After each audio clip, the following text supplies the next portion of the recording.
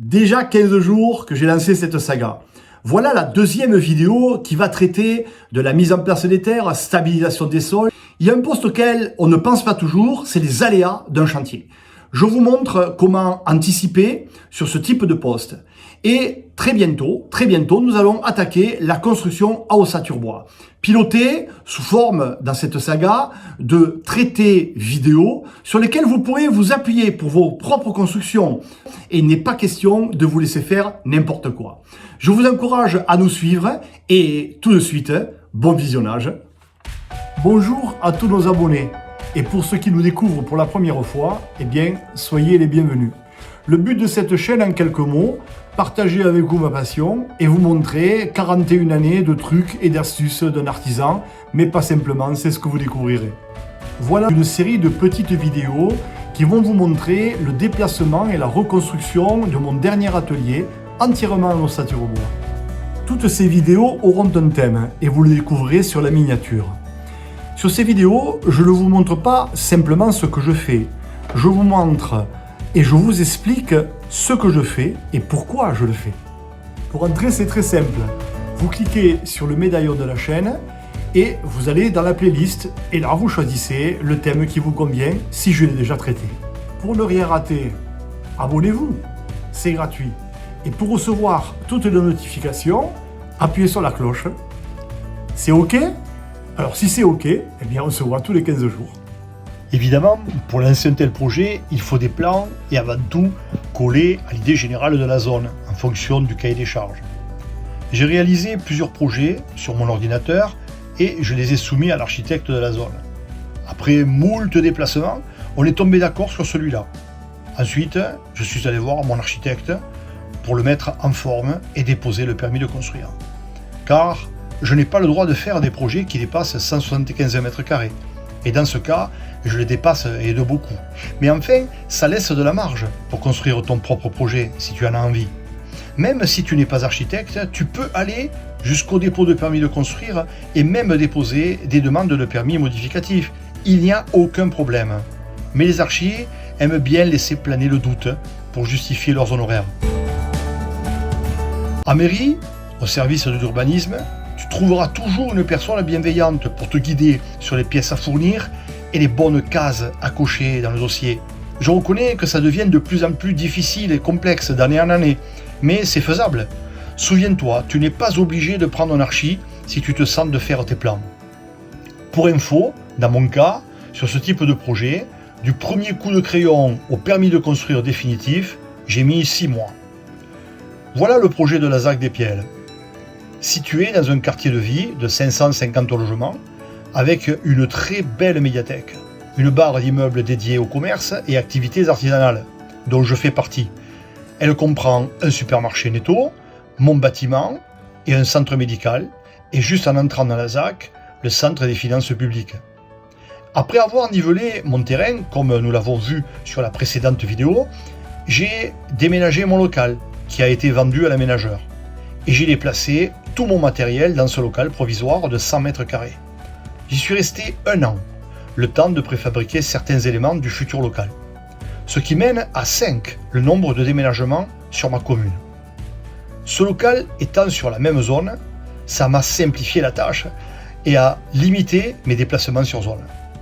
J'ai donc fabriqué tous les coffrages des futurs plots avec des panneaux agglomérés en 19 mm et d'autres chutes en mélaminé qui restaient du déménagement.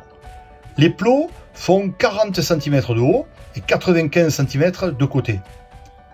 Comme le terrain a été nivelé au laser, les coffrages reposent directement sur le sol et un ajustage minime, toujours au laser, me permet de régler le dessus de mes coffrages au millimètre sur l'ensemble du bâtiment. La règle est simple en définitive. Si tu démarres de niveau dès le départ, tu arrives de niveau.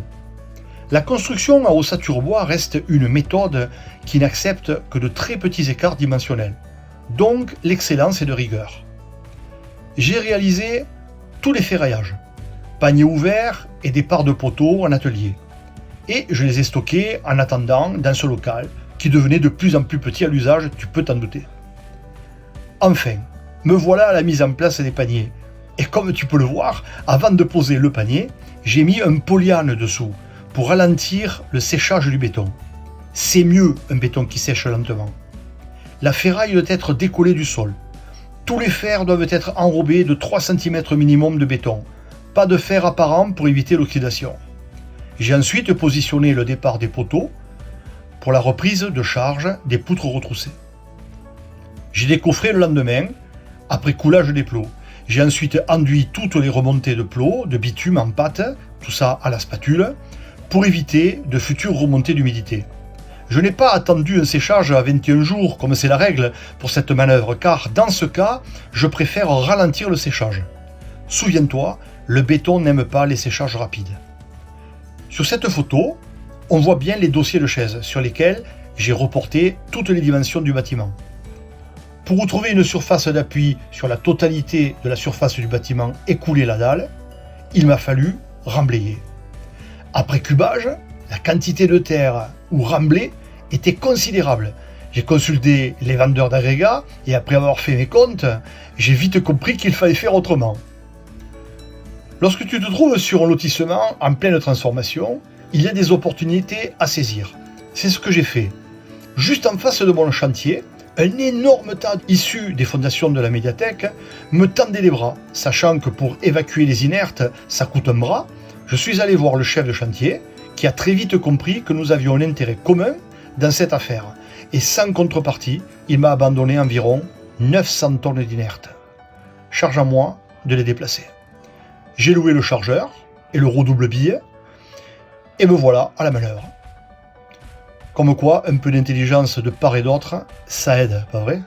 Pour remblayer, on travaille par lame de 15 cm. C'est le terme technique. Ça veut dire qu'il faut amener environ 15 cm de remblai et compacter entre chaque couche avec le compacteur pour établir un taux de compression égal voire supérieur à un sol naturel. Voilà le résultat après plusieurs jours de travail. J'ai changé de compresseur pour être plus précis et compacter au ras des plots sans les casser. Comme je te l'ai déjà expliqué, en réduisant la surface d'appui, tu augmentes la compression.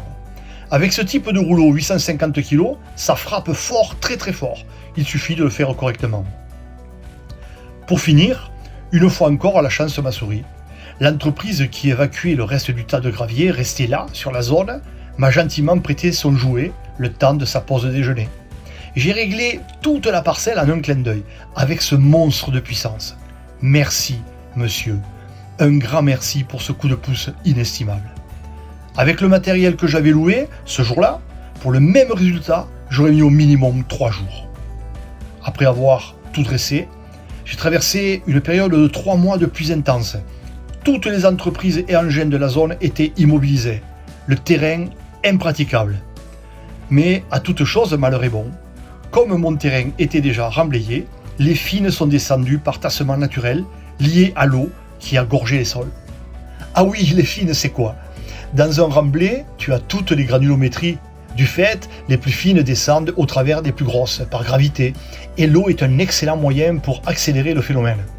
Donc, merci le ciel pour ces pluies providentielles. En attendant, de mon côté, j'ai préparé un atelier et à l'abri, toutes les ferrailles des poutres retroussées, que j'ai stockées dans mon local provisoire. J'ai attendu un bon mois pour que les nappes phréatiques descendent en dessous du futur niveau de travail et effectuer la mise en place des réseaux d'eau usée et eau pluviale. J'étais à moins 1,60 m, au plus bas environ. Alors grande surprise, aucun terrassier sur place n'a su me renseigner sur le temps qu'il fallait attendre pour cette descente. Bonjour les pros, ça fait rêver. Alors de mon côté, j'anticipe le jour de la reprise et la réservation des engins chez mon loueur, car quand il pleut, personne n'a besoin des engins, mais dès que tout redevient à la normale, tu trouves plus un engin à dispo. Tout le monde se rue sur le matériel.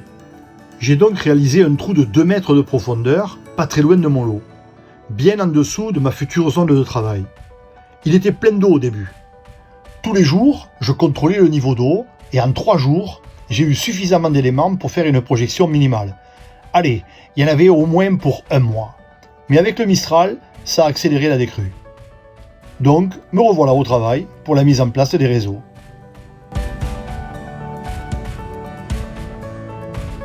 Dans ces entrefaits, l'aménageur a détruit le bâtiment que je lui avais cédé effaçant ainsi un pan de notre histoire, de cette raffinerie de soufre qui a donné à manger à une multitude de gens sur Frontignan.